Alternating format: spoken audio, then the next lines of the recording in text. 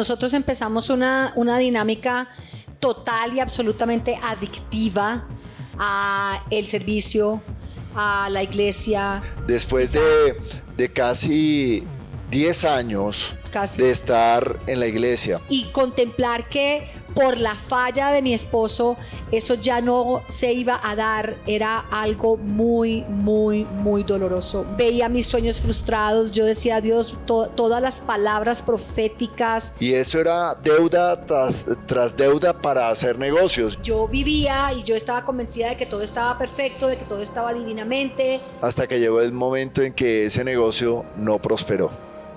Se cayó. Por lo tanto, me endeudé en más de 1.600 millones de pesos. No hay oscuridad que la luz de Jesús no pueda alumbrar. Nuestro Lado Oscuro Podcast. Bienvenidos. Bueno, le damos la bienvenida a este nuevo episodio, nuestro tercer capítulo de Nuestro Lado Oscuro.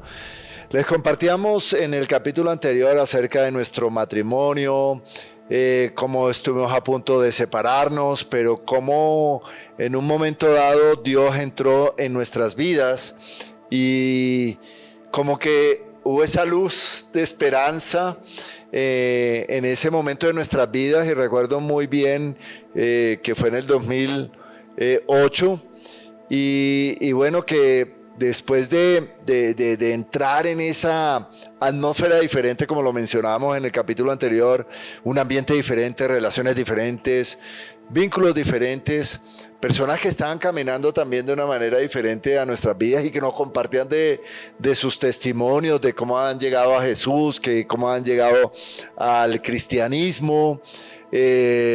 Y bueno, creo que nos olvidó compartir algo bien importante en ese momento, en el capítulo anterior, tu inclinación mariana, tu catolicismo bien marcado, tu religiosidad. Yo siempre fui una mujer devota. Devota texana. Devota texana. Y yo también dentro de mis parámetros católicos, pero llegamos a ese punto sirviendo, apasionados por la iglesia, por Cristo, por las cosas de Dios, metidos de lleno en ese ámbito de la iglesia cristiana, y que nos parecía maravilloso y que pensábamos que estábamos muy felices y que los cambios y la transformación, pero evidentemente lo que sucedió fue una mutación en nuestras vidas, y que indiscutiblemente después empezamos a ver cosas que no funcionaban. Definitivamente fue un tiempo muy lindo. Yo digo que fue un tiempo de conocer a Jesús. Para mí personalmente fue un tiempo de conocer a Jesús, de conocer de la palabra, de conocer acerca de la alabanza, de disfrutar sin tomarnos un trago, de tener amigos y amigas totalmente diferentes a los que teníamos en el mundo, de vivir una vida. Claro, empezamos a ser excluidos un poco de la gente del mundo, de los católicos, de nuestros amigos, incluso de la familia. Muchas veces hubo gente que ya no nos invitaban a las novenas, que ya no nos invitaban a una cosa, a la otra, que porque por ser cristianos pues nosotros ya no compartíamos. Ya rayamos. Pero fue un tiempo, yo tengo que decir que fue un tiempo importante, ¿verdad? Fue un tiempo de conocer, aprendimos mucho, fuimos muy amados y amamos mucho a las personas con las cuales convivimos en esa época. Fue un tiempo muy especial, pero desafortunadamente nosotros aún no habíamos vivido el proceso que necesitábamos vivir. Nosotros todavía no habíamos tenido la necesidad de escarbar, de buscar en esos rincones y en esos cajones ocultos. Nosotros no habíamos tenido todavía la necesidad de ir a ahondar en esa oscuridad que nosotros teníamos, sino que nosotros habíamos hecho como mucha conciencia quizás, y nos habíamos creído ciegamente ese versículo en se me va segunda de Corintios,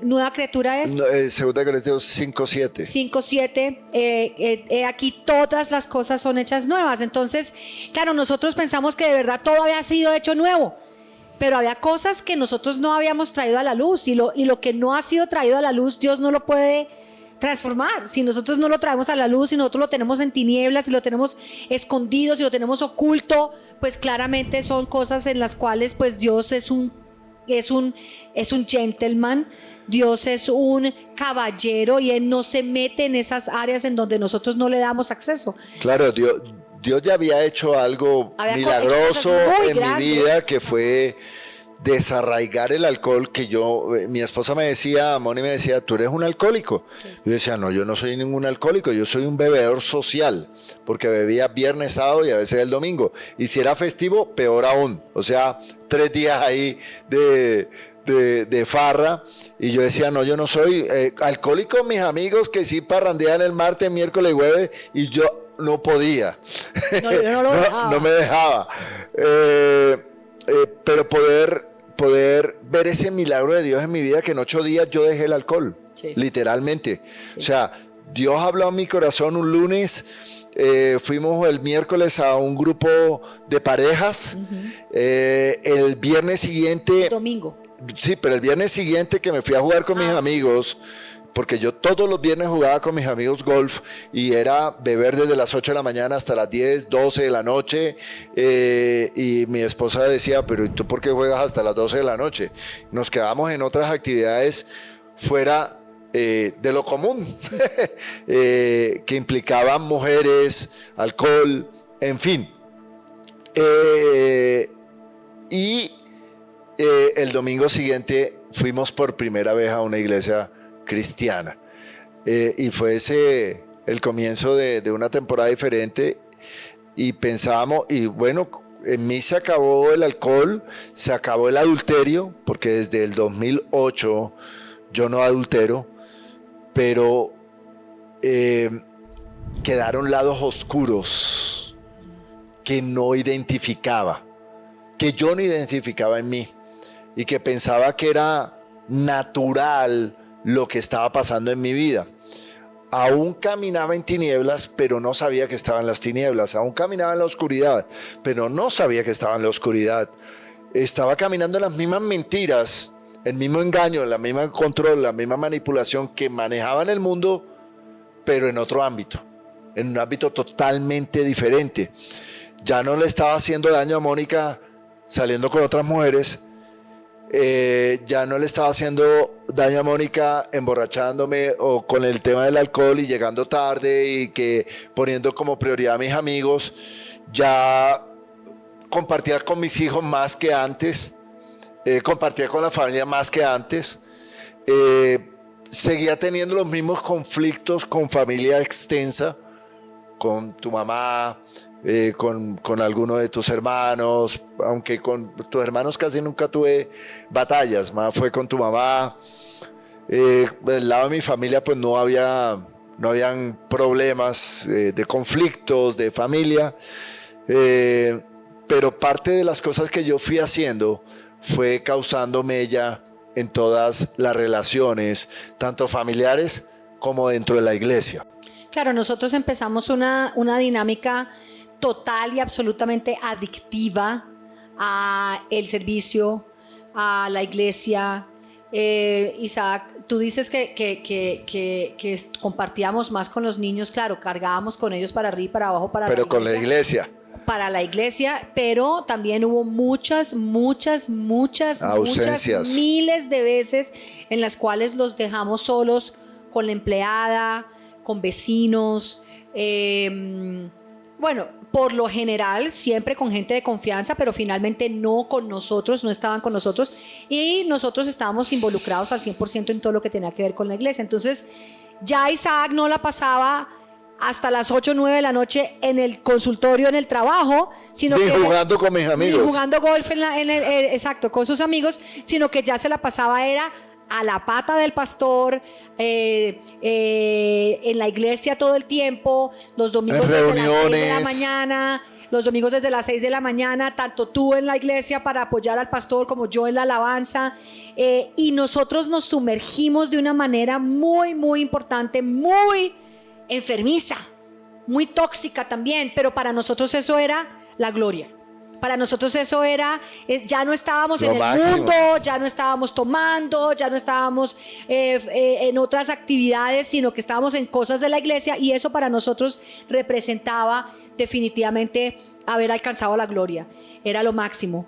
Pero desafortunadamente, como dice Isaac, había áreas que todavía no habían sido escarbadas y habían áreas que todavía no habían sido traídas. No se había destapado la olla podrida, como todavía dijiste en el capítulo anterior. Exacto, todavía no se había destapado. Y se preguntarán cómo se destapó esa olla podrida después de casi 10 años de estar en la iglesia que nacimos y de la cual salimos. Isaac tuvo una caída muy fuerte, y fue un espacio, fue un tiempo muy, muy, muy, muy doloroso, muy difícil para nosotros como pareja, para nosotros como familia, para nuestro ministerio. Fue un tiempo muy... A nuestros sueños. Una vez más empezamos a ver nuestros sueños. Yo veía mis sueños frustrados. Yo decía, Dios, todas las palabras proféticas, todas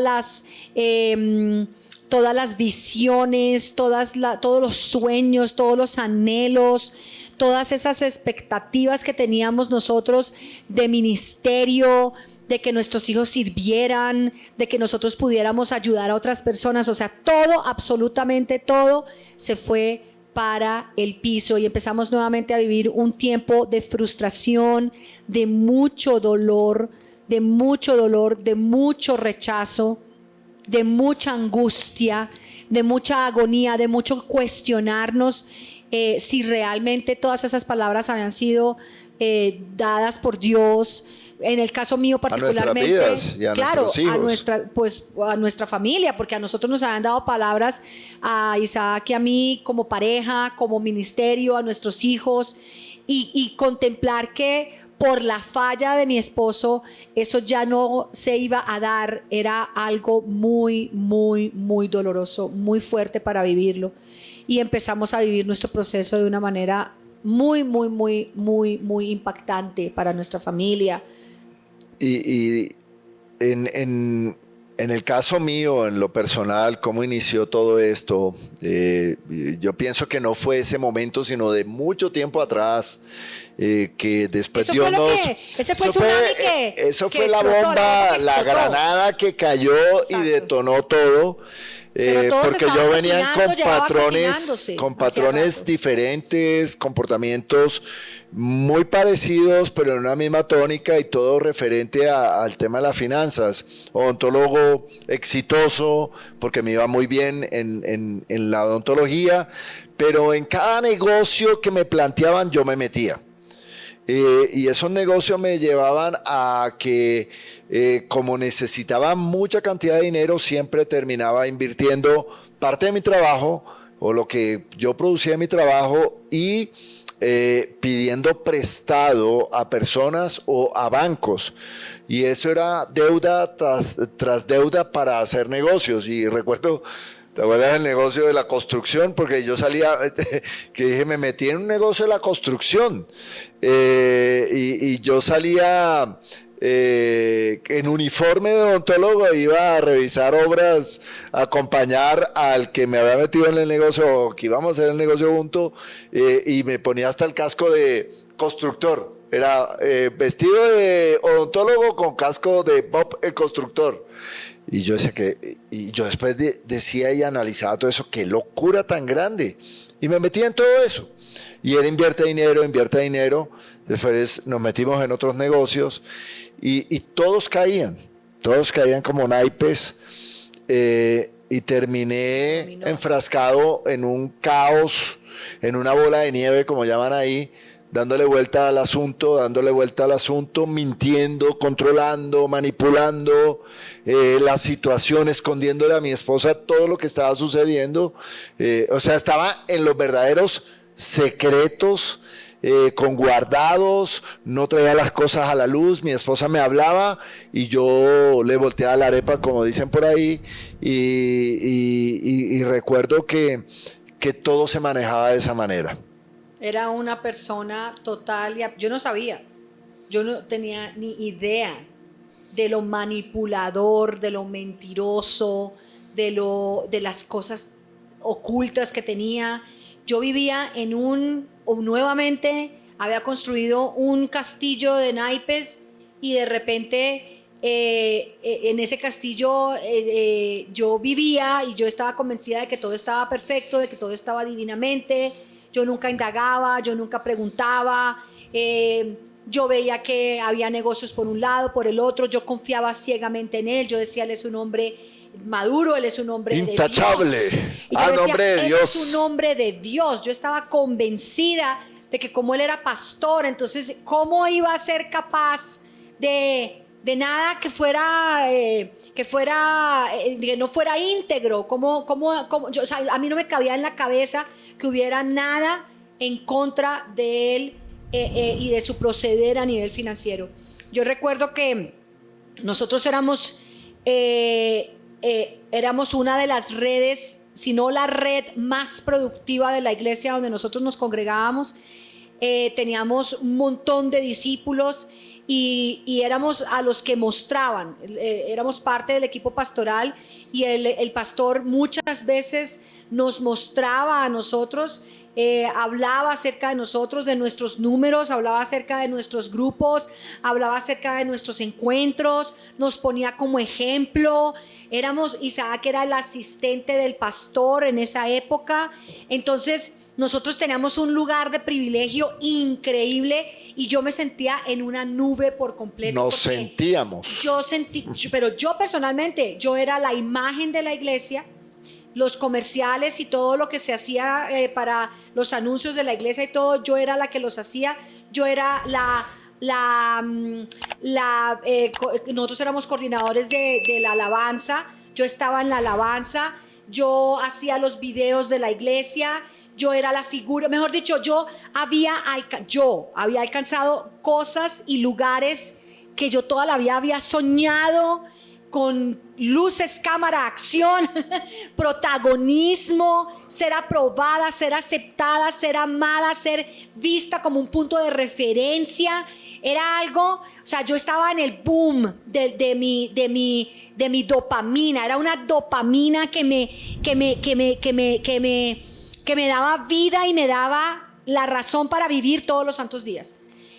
Y cuando a nosotros nos citaron, que mi esposo ya me imagino que va a contar acerca de eso, pero el día que a nosotros nos citaron para bajarnos de esa nube, yo me acuerdo que yo dije, nos van a ascender.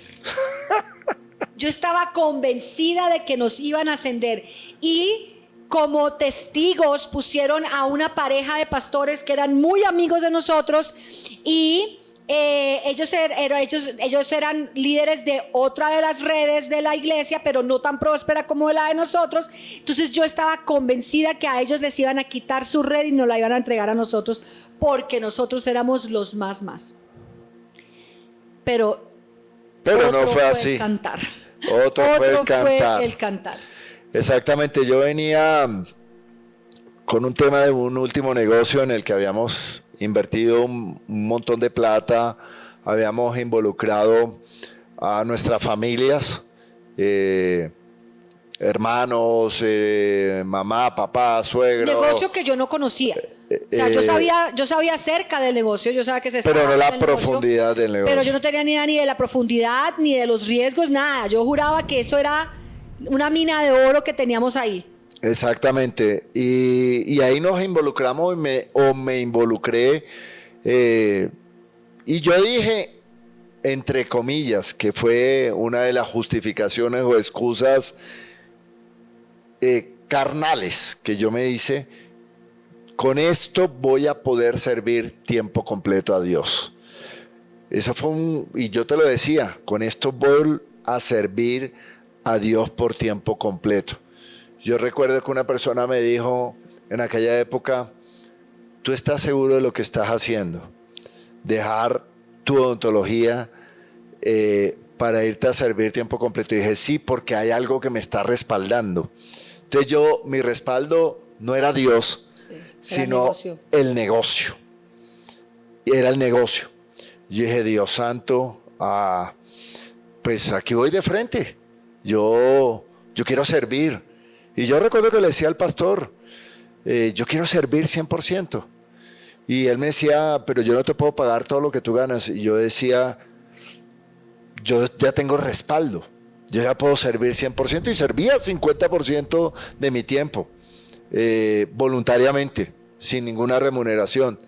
Y así fuimos avanzando hasta que llegó el momento en que ese negocio no prosperó. Se cayó.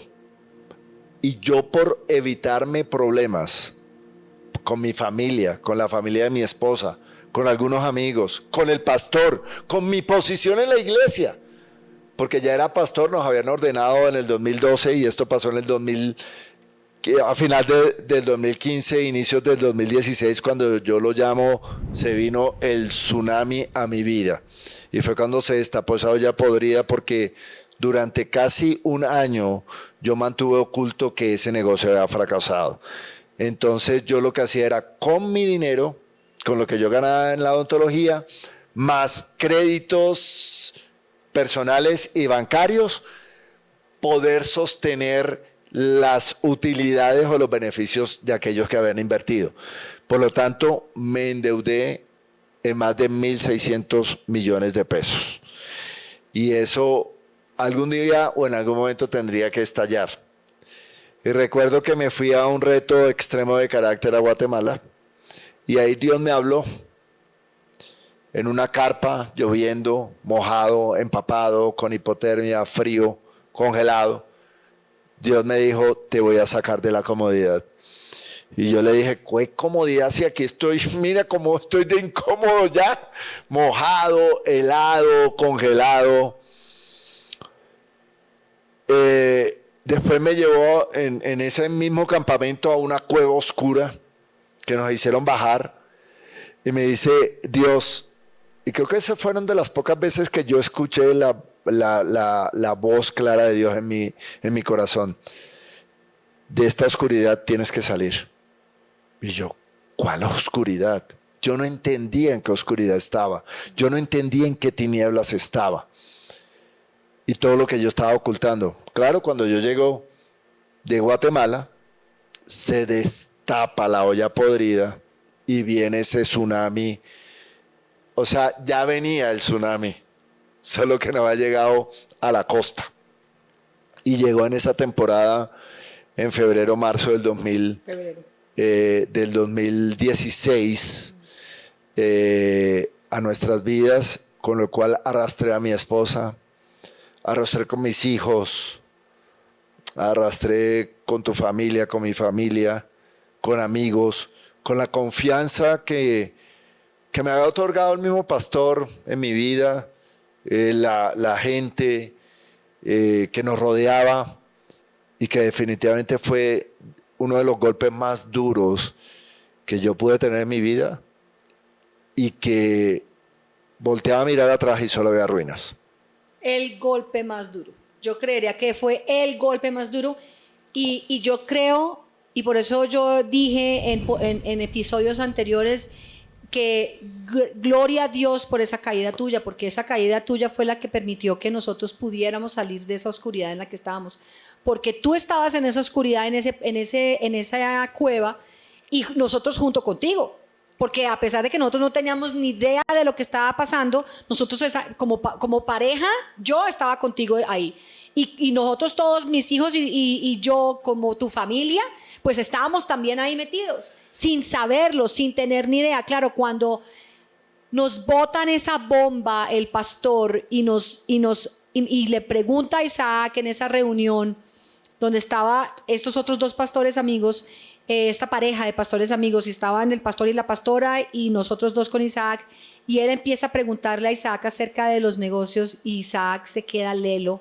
y este hombre, el pastor, empieza a decirle, todo se perdió, y empieza Isaac a llorar y a cogerse la cabeza, y a llorar. Me arrodillé en el piso. Yo no me acuerdo, pero lo único que me acuerdo es que yo lloraba y lloraba y yo decía, la plata de mis hermanos, la plata de mi mamá, Dios mío, qué vergüenza, no, qué dolor, qué angustia, qué desesperación, qué decepción, qué situación tan absoluta y totalmente abrumadora. O sea, yo creo que donde yo me hubiera enterado que solamente me faltaba enterarme que Isaac tenía otra mujer e hijos. Era lo único que me faltaba, porque eso hubiera sido la cereza del pastel. Y empieza para nosotros un calvario. Nosotros duramos un año sin tener quien nos ayudara a restaurar. Donde a nosotros nos decía el pastor, Dios los ama mucho. Dios los ama mucho, porque él veía que como que había cositas donde medio flotábamos. Entonces, como había cositas donde medio flotábamos, entonces él decía, Dios los ama mucho. Pero yo fui confrontada con el creer que Dios ya no me amaba, que habíamos perdido todo tipo de beneficio, habíamos perdido toda bendición, habíamos perdido todo, perdimos absolutamente todo, emocional, física y materialmente, ministerialmente. Yo no sé si en alguna oportunidad alguno de ustedes ha sentido que todo, absolutamente todo, se les derrumbó. Y eso fue exactamente lo que yo personalmente sentí, y estoy segura que Isaac lo sintió igual. A él súmele la culpa. En el caso mío, la rabia y la decepción de pensar que él haya sido capaz de semejantes cosas tan fuertes, y él cargando con una culpa que soy consciente porque vi cómo él lloraba, cómo él se arrodillaba, cómo él sufría de pensar de todo lo que, o sea, yo me imaginaba la culpa de él y yo decía, eso tiene que ser terrible vivir uno con esa culpa. Pero eso no bastó, porque pasó un año. Sí. Y nosotros luchando, mirando cómo hacíamos, cómo salíamos de ese hueco, porque habíamos perdido, ya años anteriores habíamos perdido el apartamento, en esta ocasión perdimos los carros, el consultorio, teníamos una clínica en Santa Marta y la perdimos también, o sea, el dinero que se vendió, se invirtió ahí, también se perdió, nos quedamos sin nada. Y pasó un año como medio reconstruyendo de alguna manera, ¿no? Además, siendo ministrados por el Espíritu Santo, porque nuestros pastores no podían ayudarnos, pues nuestros pastores no nos podían brindar una... Nos dejaron a un lado. Empezando porque ellos tenían dolor en su corazón por lo que habían vivido, porque natural. habíamos sido, tú les habías fallado, y de paso yo por ser tu esposa, porque pues yo no tuve nada que ver, pero a mí yo asumí y a mí me hicieron responsable como si yo hubiera sabido todo y como si yo hubiera sido también cómplice de Isaac en sus decisiones. Pero además de eso, ellos no tenían las herramientas para ayudarnos. Entonces, tras de que ellos tenían todo el dolor y la rabia y la molestia y la decepción, ellos tampoco tenían herramientas, ni para ellos mismos ni para nosotros. Ellos no sabían lo que era tener que perdonarnos.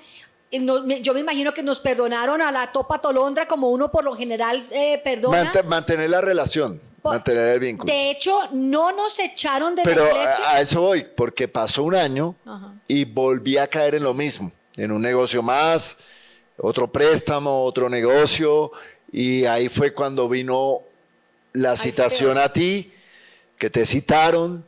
Y me dijeron, si no es por ti, los echo de la iglesia. Yo los dejo que se mantengan en la iglesia por ti y por los niños, pero si fuera por Isaac, yo no lo quiero volver a ver en esta iglesia. Y así fue en una reunión. Él nunca va a cambiar, nos dijeron, me decían a mí, él nunca va a cambiar, jamás va a cambiar. Y para mí eso era como, o sea, como que a ti te digan, no hay, o sea, yo me imagino que a la gente cuando le dicen Dios ampare y favorezca, que tienen un cáncer terminal, esa angustia, ese dolor, esa sensación de que no tienes nada que hacer. Bueno, yo tal vez estoy siendo atrevida en compararlo con una enfermedad terminal, pero para mí era como que no había esperanza, como que no había nada que hacer. Y a mí me dolió de esa manera, como que tú estás en un lugar donde no hay quien pueda alcanzarte para rescatarte y para salvarte, y lo único que te espera es la derrota y la muerte. Y eso fue lo que sentí. Y ahí se terminaron de morir los sueños. Ahí todo quedó en el piso y otra vez todo se derrumbó. Otra vez todo se derrumbó. Y recuerdo Claro, porque que antes de eso nosotros ya habíamos vuelto otra vez a ministrar, otra vez nos habían de a vuelto poquitos, nos habían dejado volver a los encuentros, nos habían dejado como volver hacer otra vez ciertas a cositas. hacer ciertas cosas. A mí nunca en la vida me volvieron a dejar en la alabanza, por ejemplo. Nunca volví yo a la alabanza, y para mí eso era como si me hubieran arrancado un brazo, porque ese era mi ídolo en esa época. No, yo era mi nunca adicción. volvía ni a predicar ni a enseñar, escasamente a acompañar en algún momento, evento, ni siquiera los encuentros, yo los organizaba, pero yo no iba. Y en ese momento, pues, voy a un retiro de hombres a Guatemala, una reunión de hombres en Guatemala, y yo le dije a Moni, ¿será que voy? No teníamos dinero, pero Dios, como siempre, propició el momento y me fui para Guatemala a esa reunión de hombres, y en esa reunión un profeta me habló, no me conocía, y habló de toda la realidad que yo estaba pasando. Y dije, wow, algo Dios me está aquí hablando. Y una de las palabras que yo recuerdo dijo, tú vas a reverdecer, tú vas a ser, no me acuerdo, rama fructífera. Y yo decía, ¿qué rama fructífera? Ni qué rama fructífera. Sí, rama fructífera. Y bueno, ahí fue cuando empezó ya a destaparse algo de luz, de esperanza en nuestras vidas. Entonces vinieron reuniones con un pastor de Barranquilla, ayudarnos porque decían que yo era solo demonios. Y el pastor de Barranquilla decía, no, es algo que tú traes por dentro de raíz y que no has solucionado. Y empezamos a reunirnos con él, y llegó el momento en que dijo, ya no los puedo seguir mentoreando, sigan leyendo los libros. Y dije, otra vez quedamos ahí a la deriva. Y fue cuando llegó Hay Esperanza a nuestras vidas. Claro. Nosotros, yo era una de las principales en la iglesia para dar consejería, y nos iban a hacer nos hicieron una capacitación en consejería pastoral.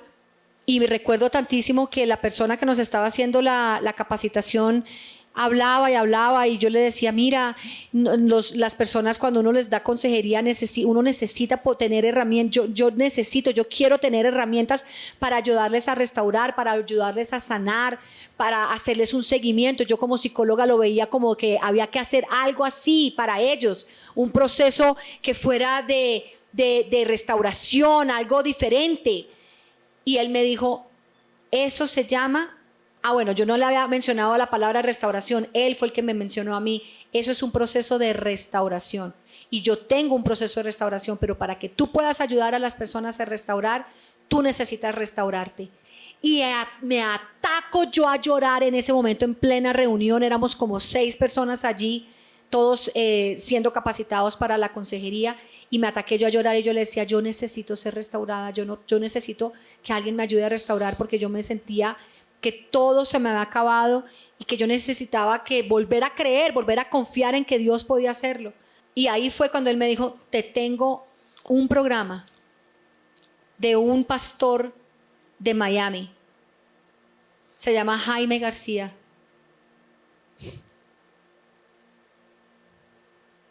Y yo no sabía quién era él. Y para nosotros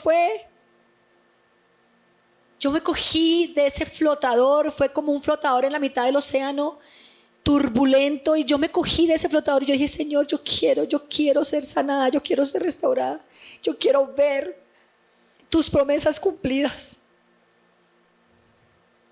Nos contactaron, empezamos a hacer el proceso con otras personas, pero no funcionaba, no. Hasta que un día me llamaron y me dijeron, el pastor de Miami quiere hablar con ustedes. Él quiere hablar con ustedes. Y yo decía, ¿él quiere hablar con nosotros? ¿Y por qué? ¿Quién va a querer hablar con nosotros si nosotros somos escoria? Nosotros éramos leprosos. Nadie quería nada con nosotros. Y ese fue el día que hablamos con ellos. Hablamos con Juan Carlos Monroy. Y ese día nos dijeron, si ustedes quieren, nosotros los ayudamos a restaurar. Y ese fue la primera luz de esperanza en nuestras tinieblas, la primera luz de esperanza en esa oscuridad tan abrumadora que nosotros estábamos viviendo. Y bueno, yo creo que fue la primera vez que la segunda, porque cuando buscamos al pastor en Barranquilla era una luz de esperanza. Pero cuando Moni me habló de Hay Esperanza, yo le dije, pero si no hemos terminado con el pastor de Barranquilla, ¿cómo vamos a iniciar otra cosa? Terminemos aquí, miramos allá. Y pasó eso y al otro día él nos llamó y nos dijo, no puedo seguir con ustedes. No, y yo tenía claro que independientemente de que él quisiera seguir con nosotros, a mí lo que estábamos trabajando con él, yo sentía que no nos servía. Sí, pero... No era. Entonces yo dije, si claro, Isaac me dice que no, yo lo hago, porque a mí me dijeron, la pregunta del millón era, ¿qué pasa si él no cambia? ¿Qué pasa si él no quiere? Yo decía, a mí, yo necesito sanar. Yo necesito restaurarme. Y al otro día él nos llama, no puedo seguir con ustedes, y le dije, Moni, levanto mi mano, vamos a pedir ayuda. Y yo recuerdo que nos mandaron el tutorial del pastor Jaime de su testimonio, que lo vimos juntos, que está en las redes. Y yo le dije, escribí enseguida, busqué las redes y busqué Jaime García y busqué y encontré Jaime y Liliana García en Facebook y yo escribí, dije, yo vi tu testimonio y tú dices ahí que tú fuiste un monstruo. Yo quiero decirte que acá hay un monstruo peor que necesita ayuda. Y así empezó toda nuestra historia de restauración y de sanidad. Así que, ¿quieren más? ¿Desean más? ¿Podemos continuar o paramos? Yo creo que tengo que parar y nos va a tocar otro capítulo. Otro capítulo porque lo que viene es bueno. Así es. Así que los esperamos para que sigan viendo esta historia, oyendo esta historia de vida, pero de mucha restauración después, de mucha sanidad. Hoy estamos aquí, no somos perfectos, no somos obra terminada, pero Dios ha hecho muchos cambios, mucha transformación en nuestras vidas y que queremos seguir compartiendo con ustedes. Así es. Gracias por acompañarnos. Nos vemos en un próximo episodio de nuestro Lado Oscuro Podcast by Shelter Mi Refugio.